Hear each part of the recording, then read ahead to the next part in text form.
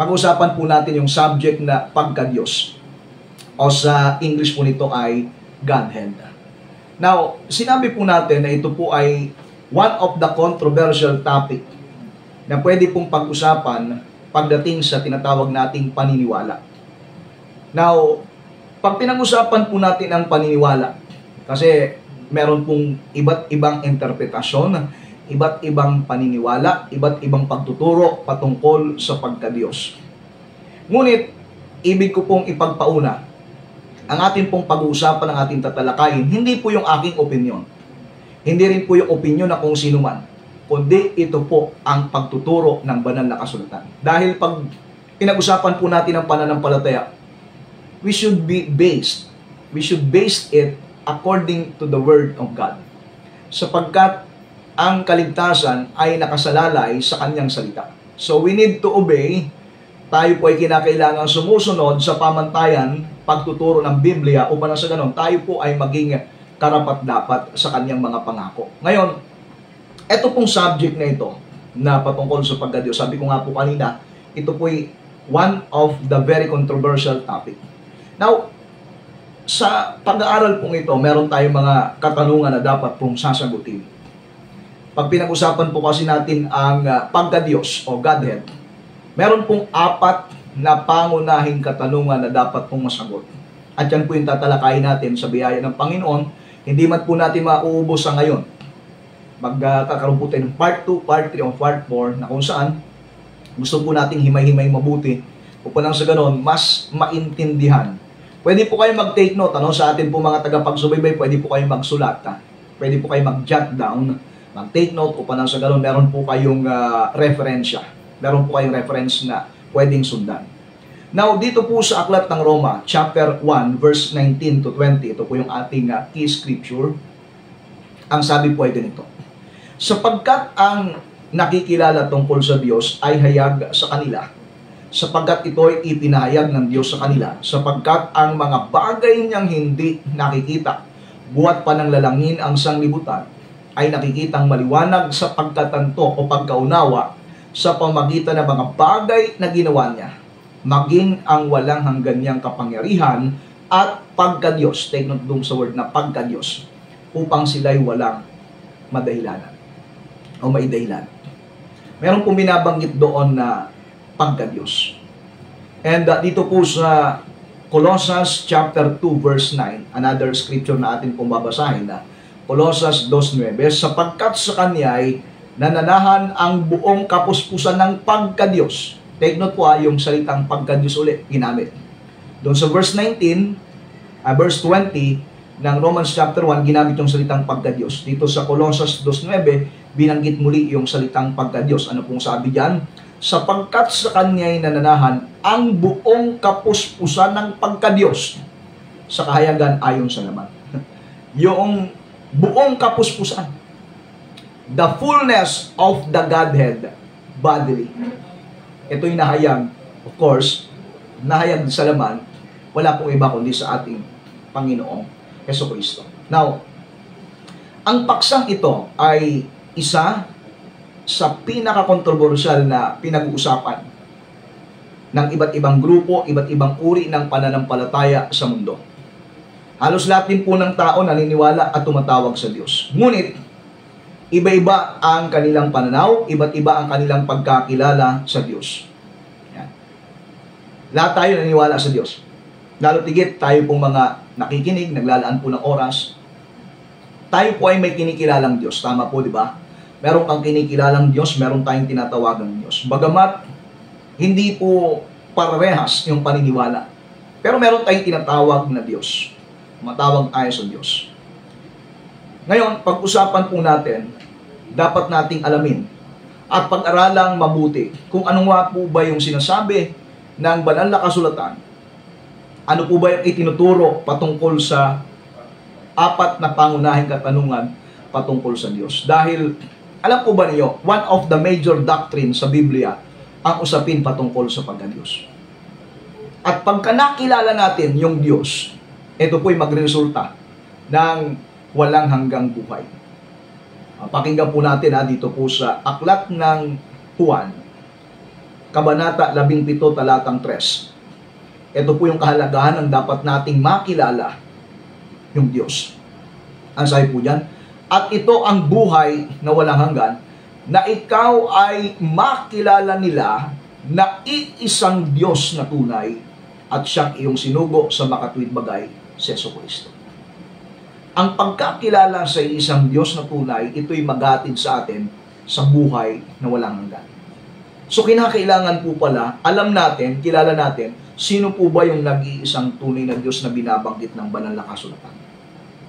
At yun po yung ating sasagutin sa ating pong paksa na pag-uusapan. At wag po kayong bibitaw sapagkat hindi man po natin maubos ito sa isang upuan.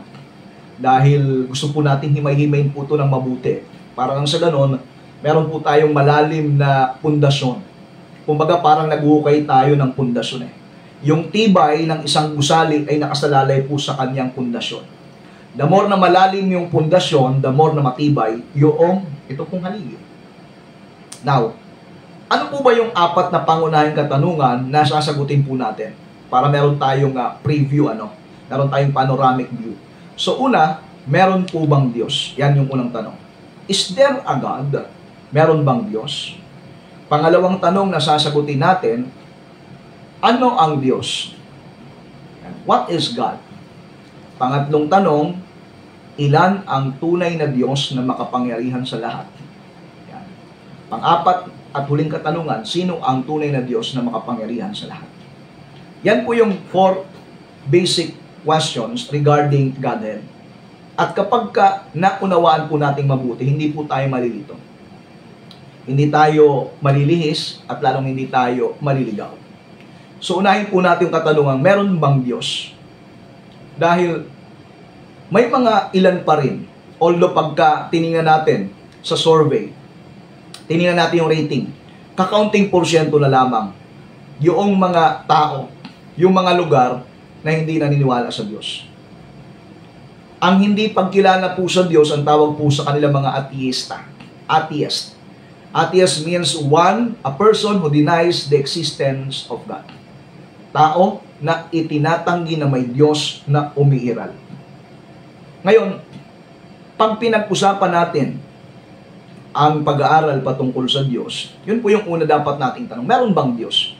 Kasi pag tayo po ay magtuturo, tapos yung tuturuan natin, hindi naman pala naniniwala sa Diyos, establish mo muna natin sa kanila. Paano natin mapapatunayan sa kanila na merong Diyos?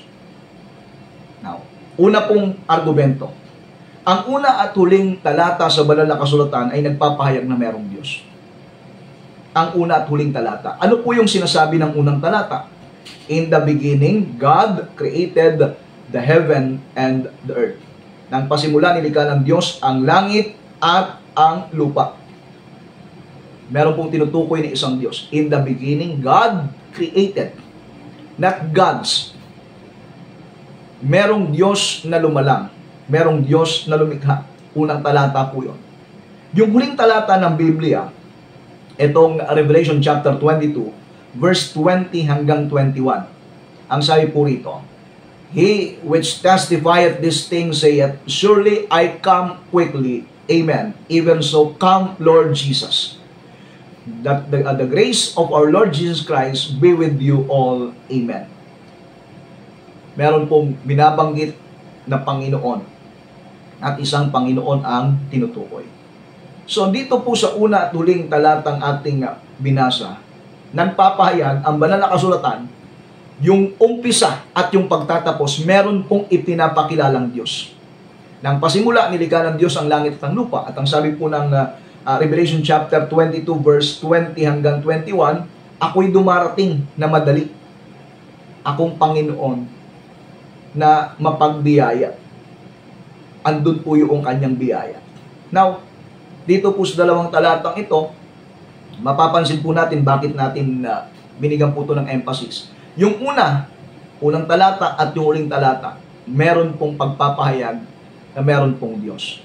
Then it follows, ang kabuuan ng banal na kasulatan, meron pong mga talata, meron pong pagpapatunay, meron pong pagpapahayag na meron pong tunay na Diyos.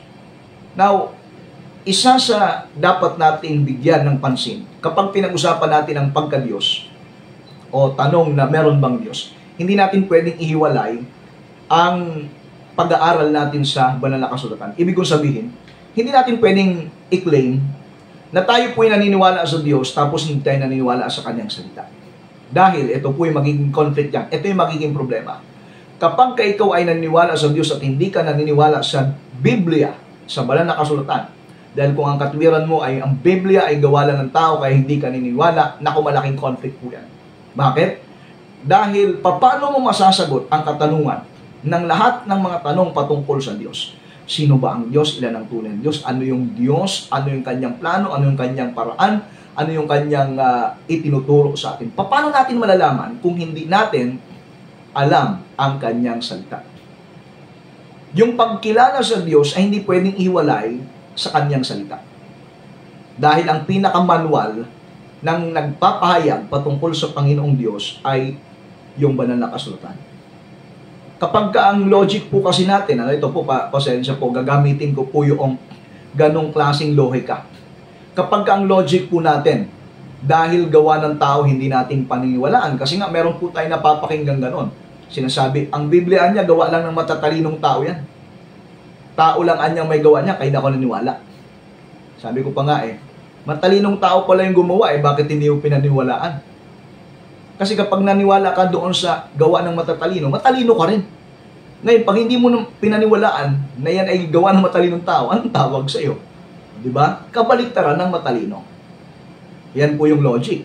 Now, eto pa, kung sinasabi natin na tayo naniniwala sa Diyos, hindi tayo naniwala sa Biblia o sa banal na kasulatan dahil ang Biblia ay gawa lang ng tao, malaki pong conflict. Bakit? Kasi nga, kapag gawa pala ng tao, hindi natin paniniwalaan. Paano naman po yung lahat ng mga kasangkapan na meron tayo? Yung damit na suot natin, gawa ng tao. Yung pantalon na suot natin, gawa ng tao.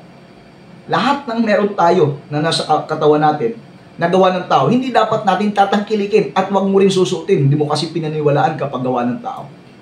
O, tingnan niyo po yung logic. So, kumbaga, sinusundan ko yung katwiran ng pilosopo. Yan po kasi yung term ng mga namimiloso po. Na sinasabi po, ay, hindi ako niya maniniwala sa Biblia dahil ang Biblia gawa lang tao. Sa Diyos naniniwala ako.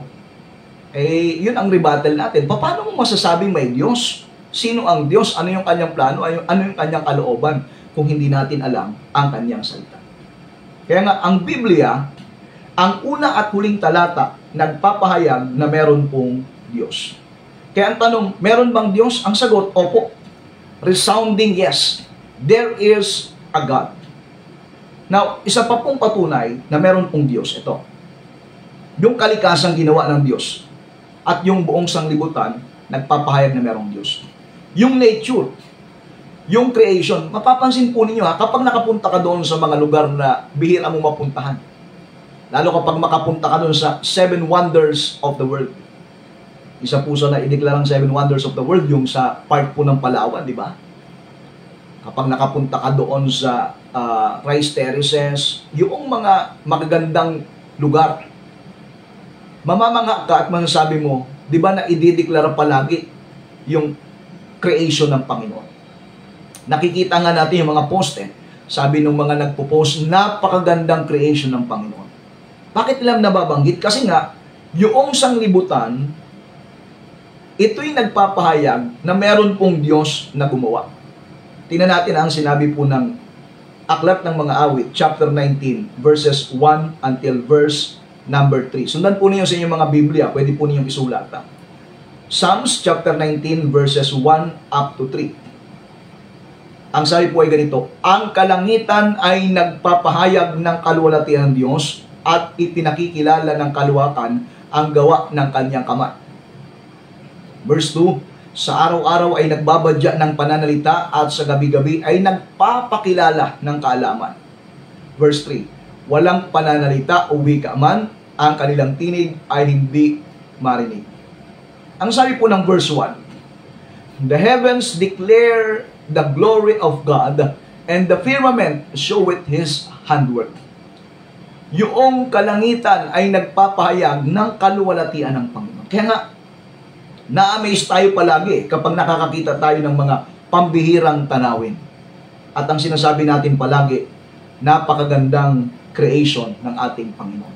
Kaya pangalawang patunay na meron pong Diyos, ito pong patotoo ng kalikasan. The testimony of the nature. Yung kalikasan na atin pong nasasaksiyan. Alam po ninyo, kapag nakikita natin yung kalikasan, nararamdaman mo yung yung kabutihan ng Panginoon, di ba? Nakakapag-inhale, exhale ka.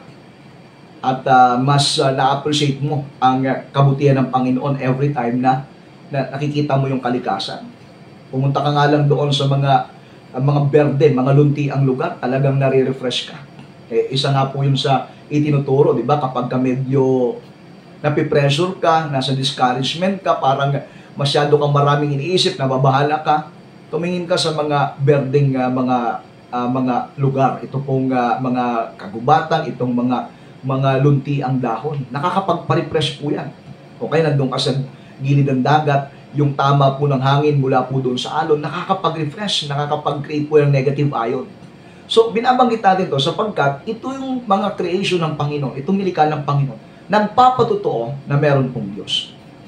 Ngayon, meron po tayong iba't ibang argumento patungkol sa pag-iral ng Diyos.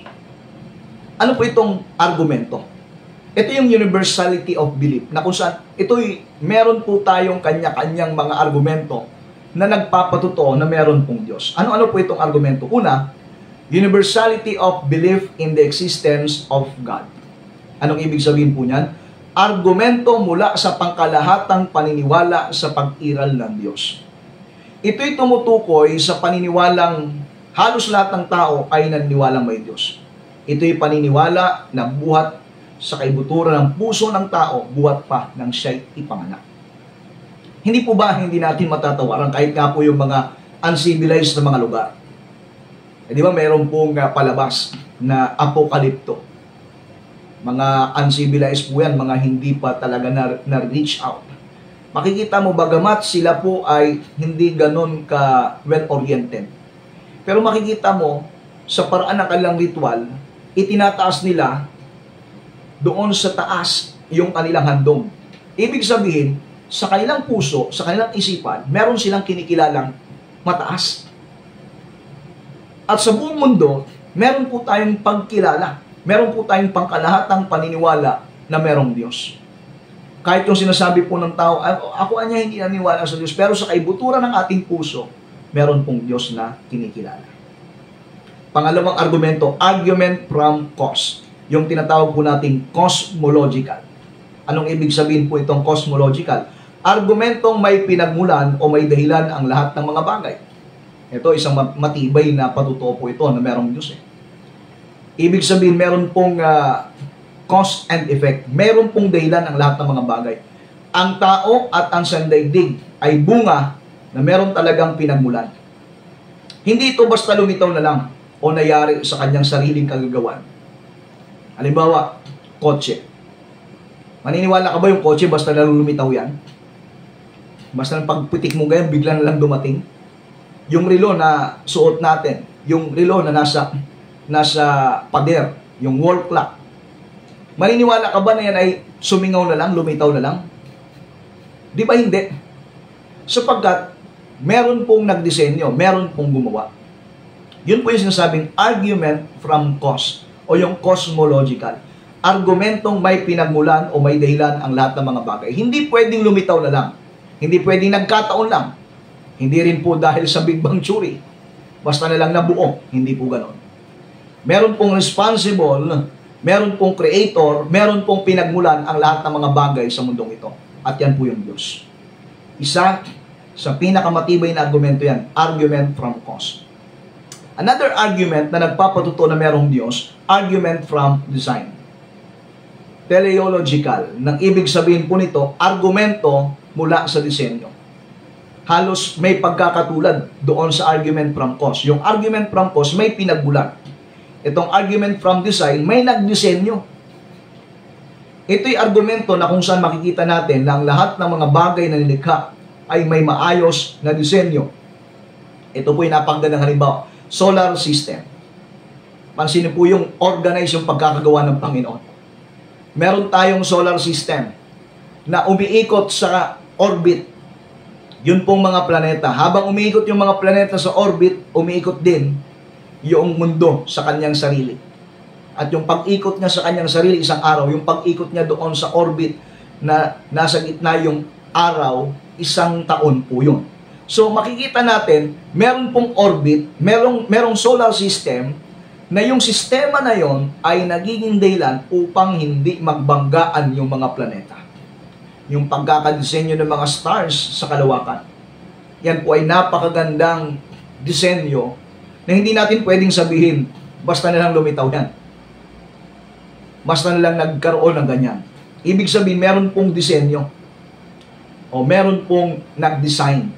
Hindi po yan basta na lang dumating. Ito pa po yung isa sa matibay na argumento. Argument from being, ontological. Argumento mula sa katauhan.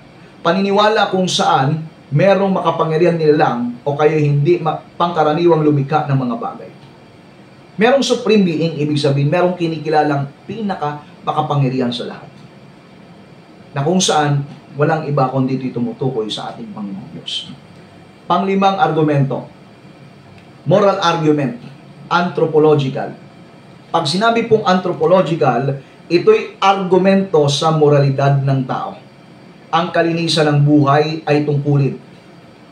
Ito ay isang bagay na di pwedeng hindi pansinin. Ang tao po ay may kakayahang mag-isip at may likas na damdamin at ang makapagpupuno lamang sa kanya ay ang isang personang mabuti.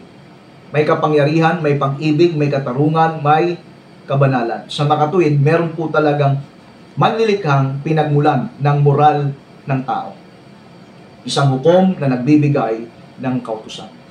Kaya when we speak of morality, pagkat pinag-usapan natin ang moralidad, yung values formation, we cannot separate God from values formation.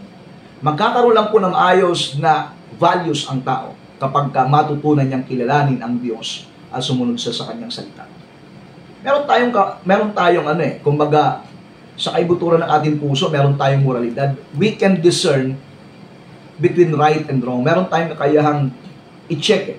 Meron tayong kakayahang tingnan yung atin pong paraan ng pag-iisip, ng atin pong damdamin. At yun po yung panglimang argumento. Pang-anim na argumento, argument from scriptures. Ito po yung argumento mula po sa banal na kasulatan. Ang mga talatang natutupad sa Biblia ay hindi maipapaliwanag kung walang Diyos na nagpapangyari ng lahat ng mga ito. Alam po ba ninyo ngayon, talagang nasa prophetic timetable na tayo, umiikot na po yan. At halos lahat ng mga naihula sa banal na kasulatan, ito po'y nangyari na. At ito'y nagaganap na sa panahon ito. At hindi po yan natin may papaliwanag na lubos kung wala pong Diyos na nagpapangyari ng lahat ng ito. Panghuling argumento, argument from personal experience. Ito yung argumento mula po sa personal na karanasan. Ito ang argumentong hindi po natin maitatanggi o kaya mapapasinungalingan sapagkat ito'y naranasan ng lahat. Ano po yun? Ang Diyos ay nararamdaman at tumutugon sa panalangin. Hindi po ba nararamdaman natin ang Panginoon? We feel His presence. Sa paano tayo po'y nananalangin sa Kanya, nararamdaman po natin nandiyan ang presensya ng ating Panginoon. When we ask Him, hindi man natin napapakinggan audibly yung Kanyang boses, but we feel His presence. Kumbaga parang hangin . Hindi man natin nakikita pero nararamdaman natin, ganoon din po ang Diyos. Hindi natin pwedeng maitanggi na may Diyos na umiral. Pangalawa, ang Diyos ay nag-iingat at nagliligtas. Based on our personal testimony. Siguro kung tayo po'y mabibigyan ng pagkakataon, ilang beses ka na bang iniligtas ng Panginoon mula sa tiyak na kapahamakan? Ilang beses ka na bang inilayo ng Panginoon sa mga iba't ibang trahedya at sakuna? Na kung hindi natin i-appreciate yon, kung babalikan lang natin yung mga pagkakataon yon, hindi po ba mapapapurihan natin ng Panginoon dahil kung hindi ka iniligtas ng Panginoon, maring wala ka na ngayon. Hindi na tayo nagkikita, hindi na tayo nagkakarinigan, hindi na tayo nagkakasama. May Diyos po na nag-iingat, may Diyos na nagliligtas. Ako personally, ilang beses na po ako niligtas ng Panginoon. And I praise God for that. Maaaring ikaw na nakikinig, nanonood, naranasan mo kung paano ka iniligtas ng Panginoon. At yan po ay patunay na may Diyos na kinikilala o dapat kilalanin. Ang Diyos ay nagpapagaling ng karamdaman. Kung ikaw ay meron pong personal na karanasan ng pagpapagaling at kung ginamit ng Panginoong Diyos ang programang ito upang ikaw ay tumanggap ng kagalingan, nais ko pong mapakinggan ang iyo pong patuto. Pwede mong i-comment kung paano ka pinagpala, kung paano ka pinagaling ng Panginoon through this program, through our prayer. Sapagkat ito'y nagpapatuto na merong Diyos. Sapagkat ang Diyos ay nagpapagaling ng karamdaman. At pag pinag-usapan natin ang personal experience, ang tao ay nakikipag-isa sa kanyang Diyos. Meron tayong union with God. Nabibigyan natin ng daan ang Panginoon sa buhay po natin at nararamdaman po natin ang kanyang dakilang presensya. Ngayon, may mga taong hindi naniniwala sa Diyos. Dahil ang kanilang ipinaglalabang katwiran ay to see is to believe. Siguro meron na po tayong mga nakausap niyan sa atin pong mga kapwa mananampalataya na nakikinig, nanonood ngayong gabi. Maaaring meron kang ganong filosofiyang na-encounter. Ang kanilang paniniwala, to see is to believe. Kaya hindi sila naniniwala sa Diyos kasi hindi man anya nakita eh. Maniniwala lang ako anya kapag makita. Sa ibang usapin, pag pinag-usapan natin ang to see is to believe, maaring tama ang ganitong katwiran. Pagka pinag-usapan po natin ang korte, hindi pwedeng hindi pwedeng hearsay.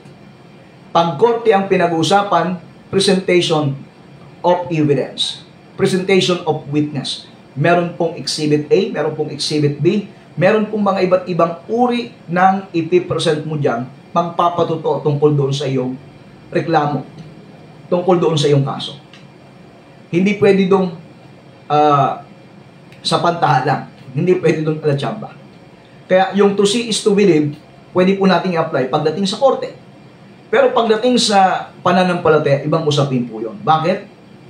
Kasi nga, sa Biblia, ang itinuturo sa atin ng banal na kasulatan, dapat nating maintindihan na ang Diyos ay Espiritu. At ang Espiritu ay walang laman at buto ayon po sa Lucas 24:39.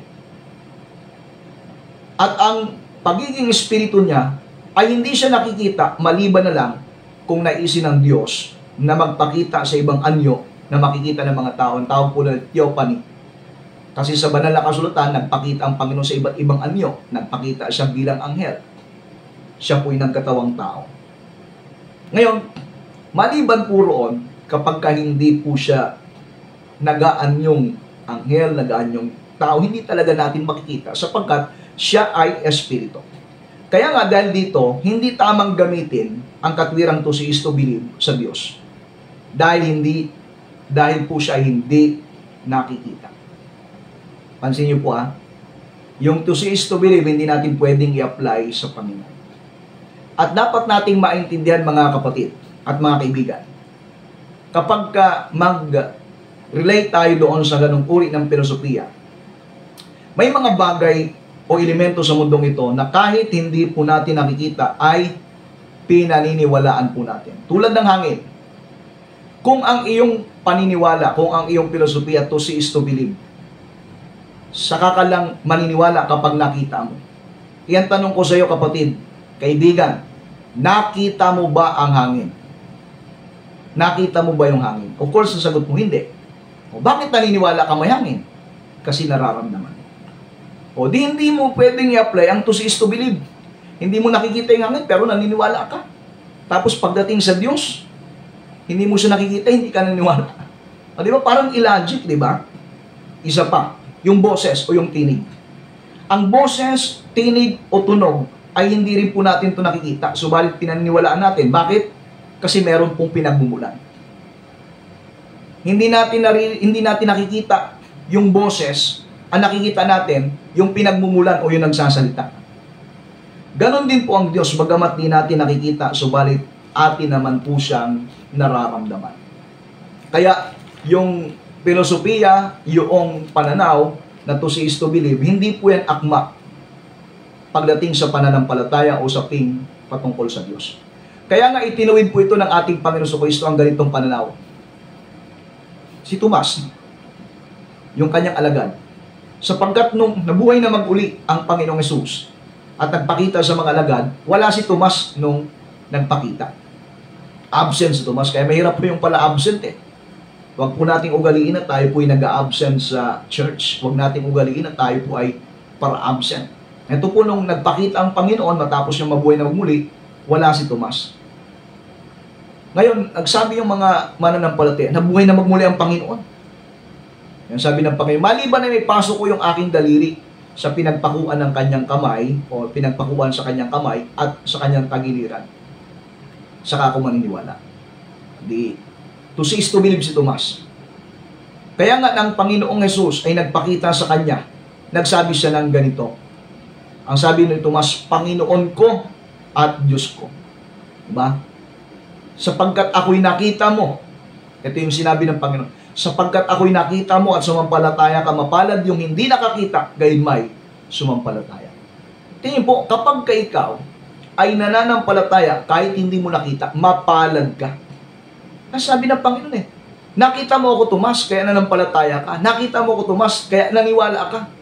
Alam mo Tomas, mas mapapalad yung mga hindi nakakita pero sumampalataya. Sino po yun? Tayo. Ikaw na nakikinig ngayon, ikaw na nanonood ngayon. Meron kang pananampalataya. Nakita ng Panginoon yan. Kaya yung to see is to believe, hindi po yan obra. Hindi po yan akma na gamitin pagpatungkol sa pagka-Diyos. Sapagkat ang Diyos ay Diyos na espiritu at walang laman at buto. Hindi po siya natin nakikita pero ating nararamdaman.